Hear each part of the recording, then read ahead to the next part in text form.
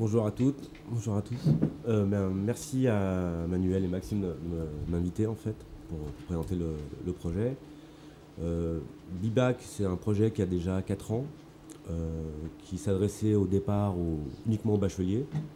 Et l'idée, c'était de mettre à disposition un site d'échange en fait, de fiches de révision entre bacheliers et aussi avec le concours des enseignants dès le départ. Donc ça, c'était pour la première année. Petit à petit, on est monté un petit peu en puissance en élargissant un petit peu la cible aux collégiens, donc à l'ensemble des lycéens et à l'enseignement supérieur. Donc, excusez-moi, je suis un petit peu malade. J'ai un peu un gros rhume. Donc à partir de 2009, en fait, on a lancé une version de BIBAC sous forme de réseau social, donc entièrement dédié.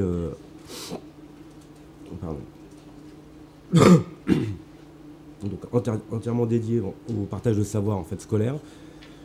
Et excuse-moi. Ouais, c'était pas. Oui, donc en fait, excusez-moi. Maladie oblige. En fait, le concept de BIBAC, c'est vraiment de pouvoir diffuser le savoir scolaire à travers un réseau, que chacun puisse proposer des ressources pédagogiques. Et depuis cette année, à peu près, il y a eu du changement sur le fait d'être plus ouvert. C'est ça. Et notamment d'ouvrir à des partenaires de qualité. Alors vous en avez quelques-uns comme l'étudiant ou des enseignants parfois qui ont décidé de pouvoir diffuser des contenus en histoire, etc. Nous, on est partenaire officiel. Donc ce que vous voyez sur la homepage, c'est notamment les contenus qui sont mis en avant. Et vous avez à travers le site BIBAC le principe des chaînes. Tu me coupes quand tu veux. Hein. Oui, oui. Et sur lequel, en fait, vous allez pouvoir retrouver toutes les ressources pédagogiques. C'est un peu la nouveauté, puisque les ressources, les liens en tout cas, ne sont pas sur un site initial, ils sont sur la chaîne BIBAC, où en fait, on va favoriser les échanges et le trafic. Merci beaucoup.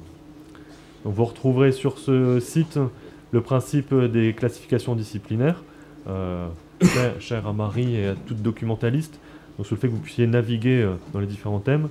Un moteur de recherche également, qui est actuellement une version de base, qui va évoluer pour être encore plus efficace dans les recherches. Et ce qui est vraiment intéressant, quand on parle de communication avec les étudiants, c'est que c'est le système de questions.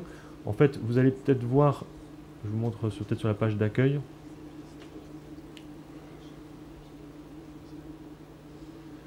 Voilà, vous avez un flux d'activité comme n'importe quel, décidément ce PC, n'importe quel réseau social. Et en fait, vous allez pouvoir avoir, alors évidemment là j'ai pas le bon exemple, un système de questions où l'étudiant pose une question en disant bah tiens, moi j'ai eu un cours de maths sur les intégrales et j'avoue j'ai rien compris sur les intégrales impropres. Est-ce que quelqu'un peut m'aider? Est-ce que quelqu'un a un cours?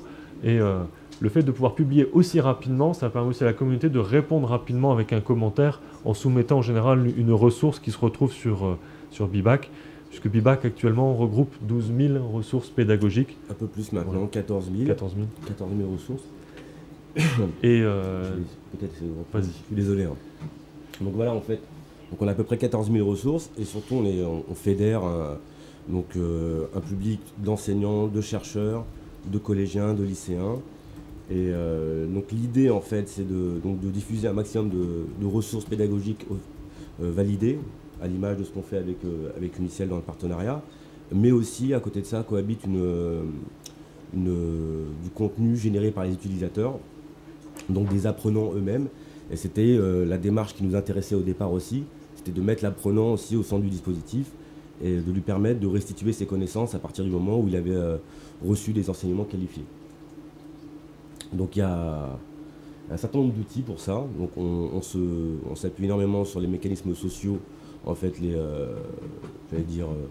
plus populaires, donc sur des fils d'actualité du type Twitter, Facebook, de la suggestion de contenu également aussi, et aussi une organisation en fait des connaissances sous forme de chaînes thématiques qui sont des matières en fait. On avait fait l'expérience il y a à peu près 1 an d'essayer de remapper le système scolaire, c'est-à-dire d'avoir des parcours pédagogiques par lesquels on rentrait par une classe, par une série comme pour le bac par exemple, par une matière et par un programme, mais ça n'a pas fonctionné. Donc on est depuis septembre, on a repositionné vraiment cette organisation des connaissances directement par des matières et dans laquelle après on peut filtrer par niveau, ce qui est une expérience beaucoup plus efficace. On lance très prochainement aussi, c'est-à-dire la semaine prochaine, quelque chose qui nous tient à cœur, c'est les groupes. Donc les groupes, ça va être essentiellement des groupes classes virtuelles. On a eu énormément de demandes en fait de la part d'enseignants de pouvoir créer des groupes, c'est-à-dire un écosystème vraiment privé dans lequel ils vont pouvoir travailler, échanger et collaborer. On a aussi pas mal d'apprenants aussi qui veulent se fédérer autour de ces groupes-là, en particulier pour les révisions sur une thématique particulière. Et donc on attend beaucoup de cette expérience-là. Parce que BIBAC, il faut savoir que c'est vraiment quelque chose, c'est un projet qui de recherche et développement à l'origine. Il est gratuit, sans publicité, donc on travaille énormément en fait en collaboration avec des apprenants, des enseignants pour être au plus près de leurs besoins. Et donc en fait on fait des expérimentations et là cette année on arrive à quelque chose qui fonctionne bien. Voilà. Merci beaucoup Samy. Merci. Je ne sais pas si vous avez des questions par rapport à cela. On a 2-3 minutes, même si je suis très en retard.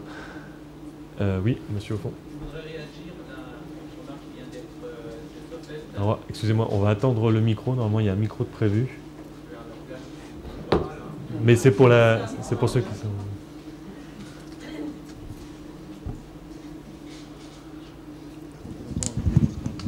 Bonjour, Guy Marmet, UNIT. Vous venez de faire une remarque qui était tout à fait intéressante, moi qui m'a laissé sur ma faim, en disant on a tenté de faire une entrée par classe, ce qui semble effectivement logique et en première démarche. Derrière, vous constatez un non-fonctionnement et vous abandonnez. Et là, je trouve que c'est dommage parce que dans 1 an ou dans 2 ans, on va recommencer à vouloir rentrer par ce mode d'entrée. Est-ce que vous avez analysé les raisons du non-fonctionnement de quelque chose qui semble de bon sens, quoi?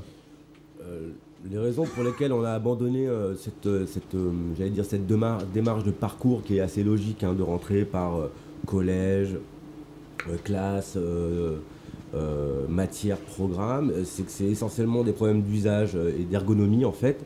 Donc pour l'utilisateur, c'est quelque chose qui nous a paru après retour sur utilisation, sur usage plutôt, quelque chose de trop complexe au quotidien, c'est-à-dire de revenir comme ça sur des cours en refaisant un parcours en entier. Ça fait un nombre de clics trop important.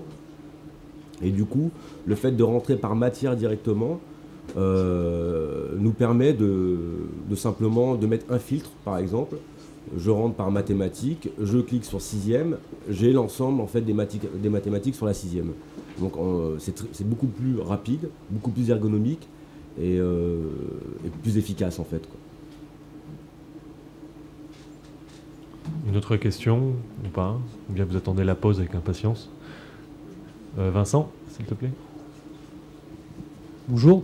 Quel est le modèle économique de BIBAC? Alors, le modèle économique de BIBAC, il est essentiellement axé sur la valorisation technologique en fait, de ce que nous on fait, c'est-à-dire au travers BIBAC, pour à terme, j'espère d'ici 1 an, pouvoir proposer en fait l'écosystème BIBAC à des établissements privés en fait, enfin à des établissements publics et privés en tant qu'ENT, basés sur le réseau social. Ce qui est encore un travail à venir, puisqu'aujourd'hui on a développé les briques sociales classiques, mais on n'a pas encore les briques ENT, on n'est pas passé encore par exemple sur les normes SCORM ou l'homme-faire. On va le faire cette année et petit à petit on va adapter BIBAC vraiment sur les bases des outils ENT qui sont le cahier de texte, etc. en fait. Le plus gros travail a été fait, j'allais dire. C'est tout le travail technique en fait qui a été réalisé, c'est énormément en fait d'années quasiment, quoi. Et donc maintenant le passage à l'ENT c'est pas le plus compliqué. Je pense qu'il va nous falloir à peu près 8 mois pour commencer à pouvoir proposer un outil en fait. Une fois que l'ENT sera proposé à ces établissements, le réseau restera ouvert en fait. C'est ça. Lui, le réseau, il a vocation à être vraiment grand public. Il faut savoir qu'on a nos visiteurs viennent de quasiment de plus de 70 pays différents. Donc on a vraiment une grande partie de la francophonie, mais on a aussi tous les lycées français à l'étranger. Donc pour nous, c'est important. BIBAC, dès le départ, c'est un projet qui vise à fédérer en fait les apprenants et les enseignants, c'est-à-dire de créer du lien entre eux. Et c'est pour ça qu'on invite un maximum de partenaires, donc notamment des enseignants qui diffusent leurs connaissances aussi, et des enseignants même étrangers, ce qui nous intéresse beaucoup. Et on veut vraiment faire de BIBAC quelque chose de central en termes de diffusion de contenu et de création de liens, encore une fois, entre les apprenants et les enseignants, mais aussi entre enseignants et enseignants, d'où les groupes de travail qu'on va lancer aussi, pour tout ce qui est méthodologie, etc. Et de faire de BIBAC à terme l'ENT des ENT, puisque dans le concept, en fait, à chaque fois que la solution sera adoptée, on essaiera en tout cas de pousser vers des partenariats aussi, non pas simplement de la vente de solutions technologiques, mais aussi de proposer à des établissements d'être partenaires et de diffuser une partie de leurs connaissances sur BIBAC, qui serait lui au centre du dispositif en fait.